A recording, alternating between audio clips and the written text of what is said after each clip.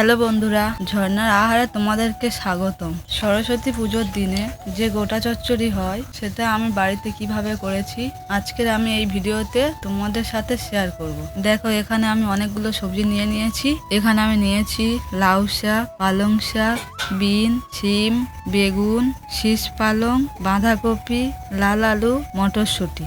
এবারে আমি সবজিগুলো এক এক করে কেটে নেব। প্রথমে আমি শিমগুলোকে ভালো করে দেখে নিচ্ছি যাতে না কোনো পোকা থাকে, এবং আমি কয়েকটা গোটা শিম তুলে নিচ্ছি। তারপরে বাকি শিমগুলো আমি কেটে নেব।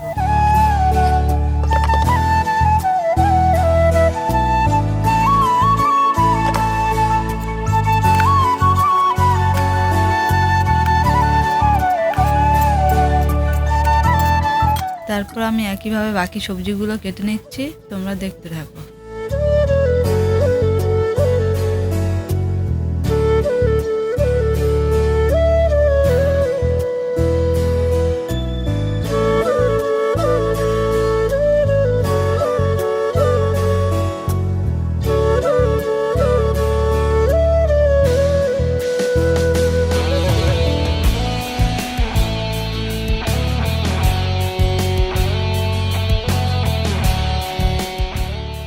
বন্ধুরা, আমার সবজিগুলো কাটা হয়ে গেছে এবং আমি ভালো করে ধুয়ে এনেছি। এবার এগুলোকে কিভাবে রান্না করব সেটা দেখতে থাকো। এরপর আমি উনুনে কড়াটা বসিয়ে সবজিগুলো দিয়ে দিচ্ছি সেদ্ধ করার জন্য।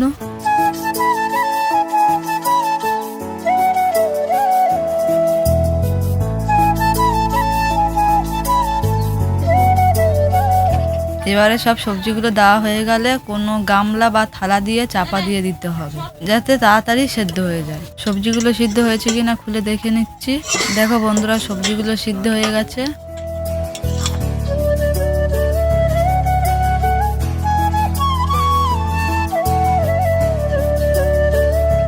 এবারে এটা একটা ঝাঁকা বা ঝুড়ির মধ্যে ঢেলে নিতে হবে। তারপর কড়াটা মুছে ভালো করে এর মধ্যে 5 ফোড়ন, তেল, তেজপাতা দিয়ে একটু নেড়ে চেড়ে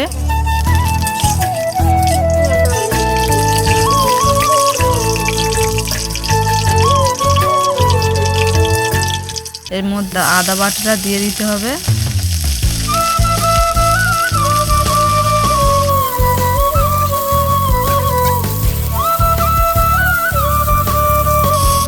আদা বাটাটা ভালো করে কষে নিয়ে তারপরে এর মধ্যে সবজিগুলো দিয়ে দিতে হবে।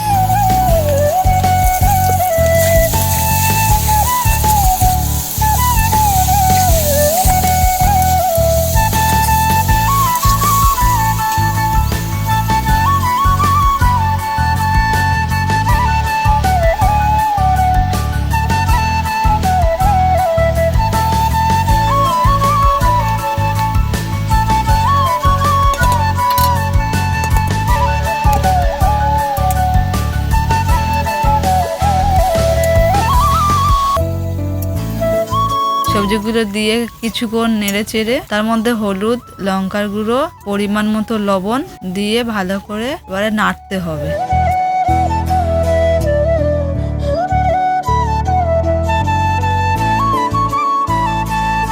মশলাগুলো দিয়ে নাড়াচাড়া করার পরে দেখো আমাদের গোটা চচ্চড়ি তৈরি হয়ে গেছে। শেষে ভাজা জিরের গুঁড়ো এবং গরম মশলা দিয়ে একটু নেড়ে চেড়ে আমাদের চচ্চড়িটা নামিয়ে নিতে হবে।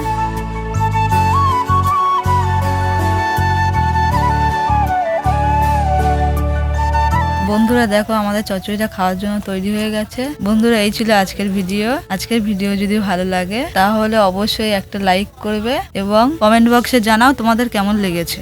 আর এটা আমার নতুন চ্যানেল, এই চ্যানেলটা তোমরা সাবস্ক্রাইব করে রাখো নতুন নতুন খাবারের রেসিপি দেখার জন্য। দেখা হচ্ছে নতুন কোনো ভিডিওতে। সবাই ভালো থাকবে।